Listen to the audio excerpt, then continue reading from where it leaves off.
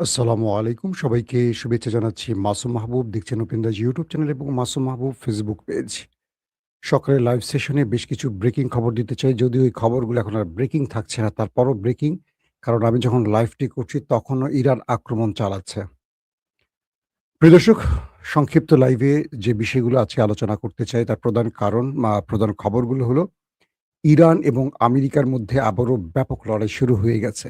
গত রাতে আ আমেরিকা তার অ্যাটাক শুরু করলে আজ ভোররাত থেকে ইরান পাল্টা প্রতিরোধ গড়ে তুলেছে। এতে করে মার্কিন বেশ কয়েকটা ঘাঁটি এখন পর্যন্ত জ্বলছে বলে মধ্যপ্রাচ্যের আউটলেটগুলো দাবি করছে। পাশাপাশি কাশ্মীরের অবস্থা আরও খারাপের দিকে যাচ্ছে। পাকিস্তান অধ্যুষিত আজাদ কাশ্মীরে পাকিস্তানের নিরাপত্তা বাহিনী ব্যাপক শক্তি প্রয়োগ করে প্রচুর মানুষ হতাহত করেছে। আবার আফগান সীমান্তেও পাকিস্তানের সাথে লড়াই চলছে। দর্শক, চলুন আগে ১ম এই আমরা শুরু করতে চাই ইরানের খবর দিয়ে। আমরা কি ইরানের খবরটা না পাকিস্তানের খবর দেই? কারণ এই ফাঁকে আমাদের আরো দর্শকরা যুক্ত হয়ে যাক। আমি দেখতে পাচ্ছি আমাদের অনেক দর্শক এখনো মিসিং এ আছে, আরকি ঢুকতে পারেননি। আপনারা জানেন যে পাকিস্তানের গিলগিট বালুচিস্তানে সাম্প্রতিক সময় আমি এর আগের কয়েকটা লাইভে বলেছি, একটা কারচুপিপূর্ণ নির্বাচন করেছে পাকিস্তানের এস্টাবলিশমেন্ট। সেখানে মানুষের ভোটে নির্বাচিত হয়েছে পিটিআই।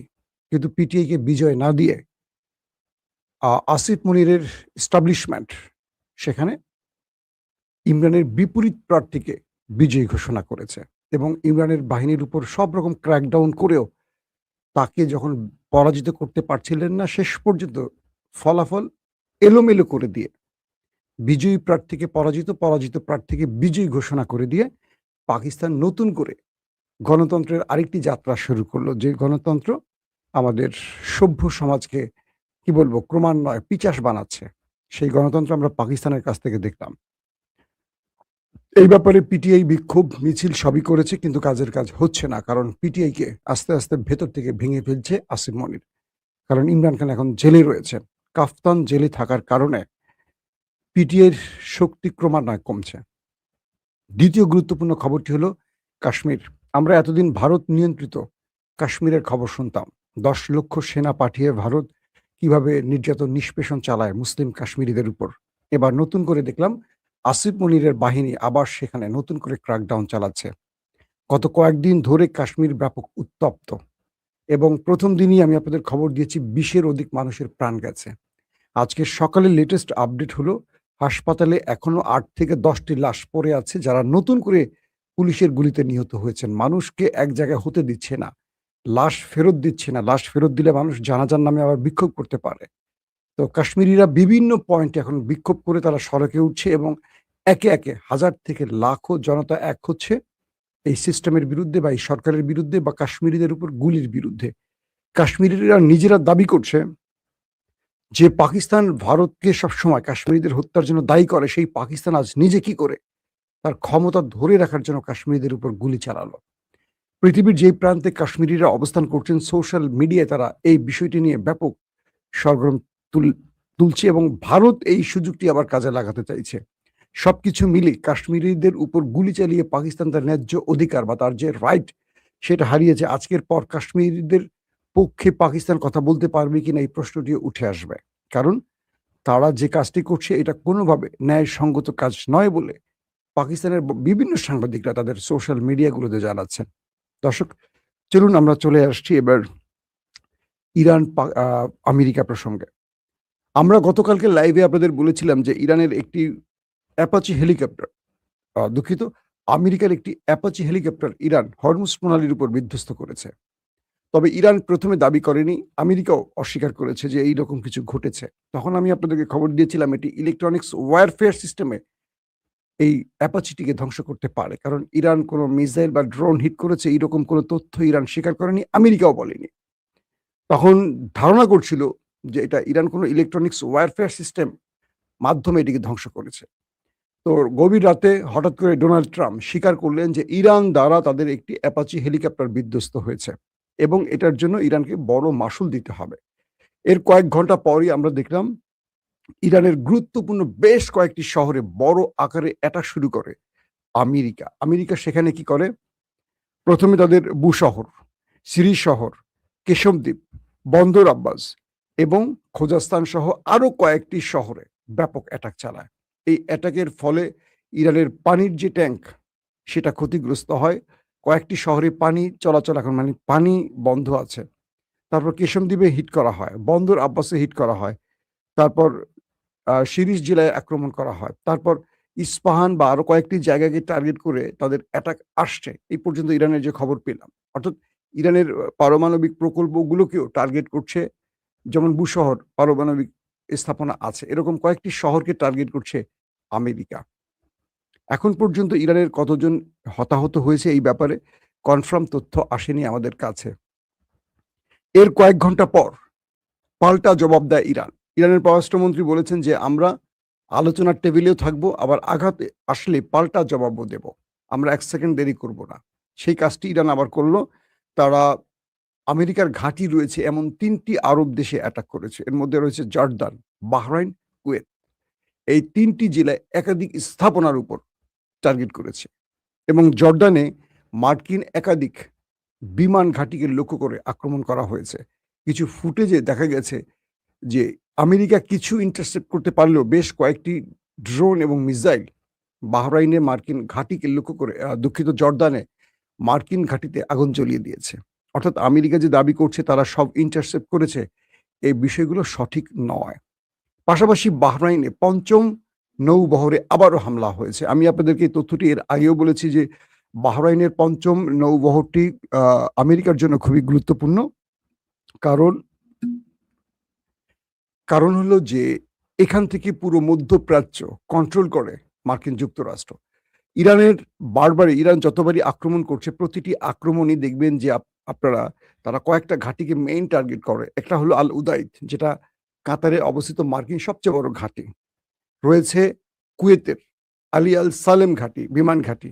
আর রয়েছে বাহরাইনের যেটি বললাম ৫ম নৌবহর বা 5th যেই নৌবহরটি রয়েছে সেখানে। ইরান সিরিজ কিন্তু এখানে অ্যাটাক করছে। ৪০ দিনের যুদ্ধেও কিন্তু এই বাহরাইনের এই ৫ম নৌঘাঁটিতে অ্যাটাক করেছে। বারবার সেটাকে ক্ষতিগ্রস্ত করেছে। ঘাঁটিটি অনেক বড়। এখান থেকে মধ্যপ্রাচ্যে পুরো মার্কিন যে রণতরী কন্ট্রোল করা হয় বা সেন্টকম, তাদের যে সেন্ট্রাল কমান্ড, এই স্থানটিতে বসে যুদ্ধ পরিচালনা করে।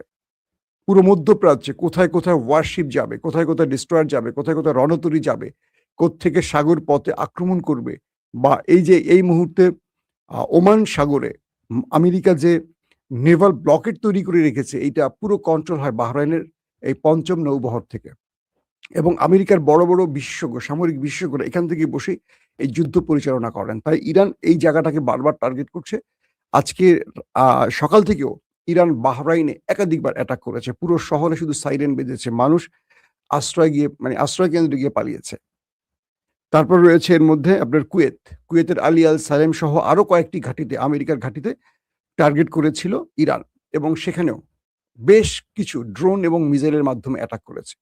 অর্থাৎ মার্কিন এই ৩টি ঘাঁটিকে ব্যাপকভাবে হিট করে ইরান পাল্টা জবাব দিয়ে এটা প্রমাণ করেছে যে তারা আমেরিকাকে এক তিল ছাড় দেবে না। ইরান বলেছে যে হরমুজ প্রণালী ইরানের জলসীমা।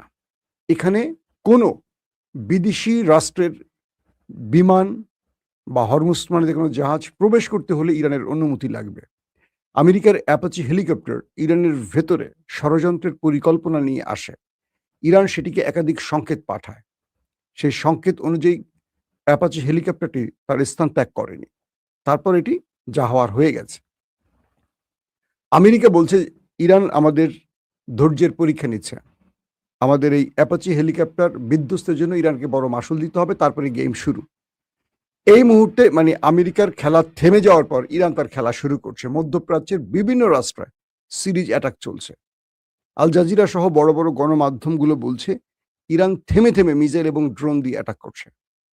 একটা বিষয় আমরা একটু আলোচনা করি। দু দেশের মধ্যে কিন্তু চলছে যুদ্ধবিরতি।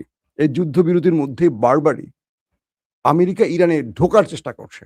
একদিকে তারা আলোচনা করছে, আবার আজকে সকালে আরেকটি MQ-9 রিপার বিধ্বস্ত করেছে ইরান। তো যখন ইরান চুপচাপ আছে, আমেরিকা হরমুজে এসে বারবার খোঁচাচ্ছে। বন্দর আব্বাসে ফাঁকে ফাঁকে হিট করছে। কেশমদ্বীপে বারবার হিট করছে। কারণটা কি? এই স্থানগুলো থেকে ইরান শত্রুর বিরুদ্ধে তার ড্রোন বা মিসাইল অ্যাটাকগুলো চালায়। ইরানের যে ড্রোন স্টোরেজ আছে বা ড্রোন ওড়াবার যে জায়গাটা আছে সেটা হলো কেশম দ্বীপ। এখান থেকে হরমুজ প্রণালী বা বন্দর আব্বাস সহ এই অঞ্চলটাকে বা এখান থেকে মধ্যপ্রাচ্যকে টার্গেট করে অনায়াসে ইরান এই জায়গাগুলোতে বারবারই অ্যাটাক করছে আমেরিকা। আবার আমেরিকা বলছে যে আমরা আত্মরক্ষার জন্য এই আক্রমণগুলো করছি। আত্মরক্ষার জন্য হলো সিভিলিয়ানদের উপর আক্রমণ করার কথা না, পানির ট্যাঙ্কির উপর আক্রমণ করার কথা না, কোনো বাণিজ্যিক ভবনে আক্রমণ করার কথা না। কিন্তু আমেরিকা সেটাই করছে। তো এখন ইরান বলছে যে আমাদের যেখানে আক্রমণ হবে আমরা পাল্টা সেখানেই আক্রমণ করব। এটা তো আগের ঘোষণা।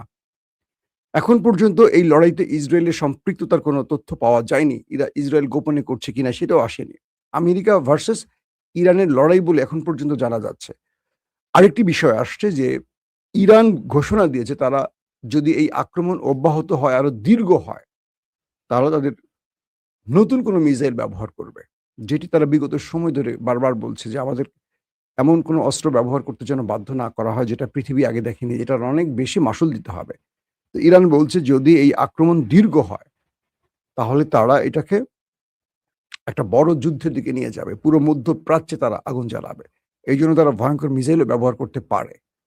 আমরা জেনেছি গত ২ দিন ধরে যে ইসরায়েলের সাথে খেলাটা চলছে, সেখানে ইরান খাইবার সেখান ব্যবহার করেছে, ইমাদ ব্যবহার করেছে, কাদের ব্যবহার করেছে। এগুলো কিন্তু ইরানের প্রতিরক্ষা ইসরায়েলের প্রতিরক্ষা ব্যবস্থাকে ভেদ করতে পেরেছে। ইসরায়েলের যেই আয়রন ডোম রয়েছে, তাদের যে প্যাট্রিয়ট বা থার্ড রয়েছে, এগুলো সবগুলোকে ভেদ করে কিন্তু ইরান এই সফল অ্যাটাকগুলো করেছে। আবার আমেরিকা যত দাবি করছে যে আমাদের ঘাঁটিগুলোকে ইরান টার্গেট করেছে, আমরা সব ইন্টারসেপ্ট করেছি। আগামী কয়েক ঘন্টার মধ্যে দেখবেন সেই ঘাঁটি জ্বলছে, সেই ছবি আবার ইরান প্রমাণ করে দেবে। এই ছবিগুলো ইরান আবার তার মিত্রদের মাধ্যমে সংগ্রহ করে, স্যাটেলাইট ইমেজ যেটা আমরা বলি। ইরানকে চীন দিচ্ছে, রাশিয়া দিচ্ছে। সবকিছু মিলে ডোনাল্ড ট্রাম্প আবার যদি যুদ্ধটাকে দীর্ঘ করেন, তিনি যে শান্তির কথা এতদিন ধরে বলছেন, তিনি নিজেই নেতানিয়াহুকে থামতে বলেছেন। আবার তিনি নিজেই আক্রমণ করছেন। আবার তিনি নিজেই অ্যাপাচি ঢুকাচ্ছেন হরমুজে। কেন? যদি ইরানের কোনো যুদ্ধ বিমান বা ইরানের কোনো অ্যাটাকিং হেলিকপ্টার মার্কিন টেরিটরিতে ঢোকে, আমেরিকা সেটিকে আস্ত রাখবে? রাখবে না। তো ইরানও তার জবাব দিচ্ছে। ইরান বোঝাচ্ছে যে আমি তোমাকে ভয় পাই না, তুমি ঢুকলে আমি মারবো। আর আমেরিকা বোঝার চেষ্টা করছে ইরান আসলে কতটুকু ভয় পাচ্ছে কি ভয় পাচ্ছে না। যখন ইরান পাল্টা জবাব দিচ্ছে, তখন তারাই উল্টো ভয় পাচ্ছে। এখন আমেরিকা বলছে যে এটা আমরা আমাদের আত্মরক্ষার জন্য করেছি। ডোনাল্ড ট্রাম্প কি এই আক্রমণ সীমিত করবে নাকি মার্কিন ঘাঁটিতে ইরানের পাল্টা জবাবের পরিপ্রেক্ষিতে আবারও আক্রমণ শুরু করবে, সেটা হয়তো আমরা আগামী কয়েক ঘন্টার মধ্যে বুঝতে পারবো। কারণ আমেরিকার যেই জায়গাগুলোতে কি বলে বাহরাইন, জর্দান, কুয়েত সহ যে ঘাঁটিগুলোতে টার্গেট করেছে ইরান, সেখানের ছবিগুলো হয়তো আগামী কয়েক ঘন্টার মধ্যে পাওয়া যাবে। ক্ষয়ক্ষতির পরিমাণ জানা যাবে। কারণ ইরানের আক্রমণের পর আমেরিকা সবসময় সেগুলো লুকিয়ে রেখেছে। যেমন অ্যাপাচি হেলিকপ্টারের বিষয়টি ১ম এ কিন্তু স্বীকার করেনি। অথচ এই স্পটে অ্যাপাচি হেলিকপ্টারের আগে F-35 কে আক্রান্ত করেছে ইরান। MQ-9 রিপার ৪ টি আক্রান্ত হয়েছে এখানে। রিফুয়েলিং ট্যাঙ্কার আক্রান্ত হয়েছে, ডেস্ট্রয়ার আক্রান্ত হয়েছে। প্রত্যেকটি আমেরিকা অস্বীকার করেছে। কিন্তু এবার আমেরিকা এসে স্বীকার করেছে। তার মানে কি? অ্যাপাচি হেলিকপ্টারের ইস্যুতে আমেরিকার স্বীকারের কারণ কি? আমেরিকা হয়তোবা নেপথ্যে যেই বিষয়টি এতদিন আলোচনায় ছিল ২ দেশের মধ্যে যুদ্ধবিরতির বা শান্তি চুক্তির জন্য শর্ত মানা বিষয়গুলো, সেটা হয়তো আমেরিকার কুল কিনারা করতে পারছে না। তাই আমেরিকা এখন ক্ষেপে গেছে বা ডোনাল্ড ট্রাম্প ক্ষেপে গেছে। অথবা তার ইজ্জত রক্ষার্থে যেহেতু অ্যাপাচি হেলিকপ্টার এটা খুবই একটা কি বলবো আমেরিকার পাওয়ারফুল অ্যাটাকিং হেলিকপ্টার। এটা বিধ্বস্ত মানিয়ে আমেরিকার পুরো অস্ত্র ব্যবসায় হাত পড়ে যাওয়া। যে ইরান কিভাবে এটাকে ইন্টারসেপ্ট করতে পারলো বা কিভাবে এটাকে ধ্বংস করলো।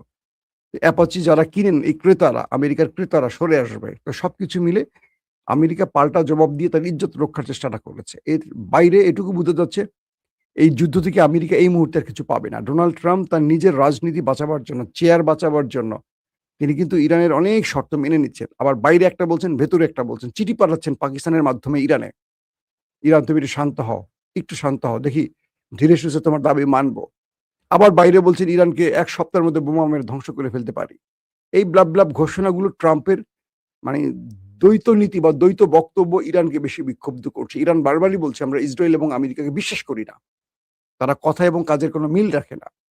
এই পরিস্থিতিতে আমরা বলতে পারি মধ্যপ্রাচ্য আবারও উত্তপ্ত হচ্ছে, আবারও বড় একটা যুদ্ধের দিকে যাচ্ছে। আশা করি যুদ্ধটা যেন না হয়। কারণ এই যুদ্ধটা শুরু হলে পুরো পৃথিবী এর জন্য সাফার করবে। আমরা চাই ২ দেশ শান্ত হোক, শান্তিপূর্ণ আলোচনার মাধ্যমে সমঝোতা হোক এবং পৃথিবী শান্তিময় হোক। যুদ্ধ বন্ধ হোক। আল্লাহ হাফেজ।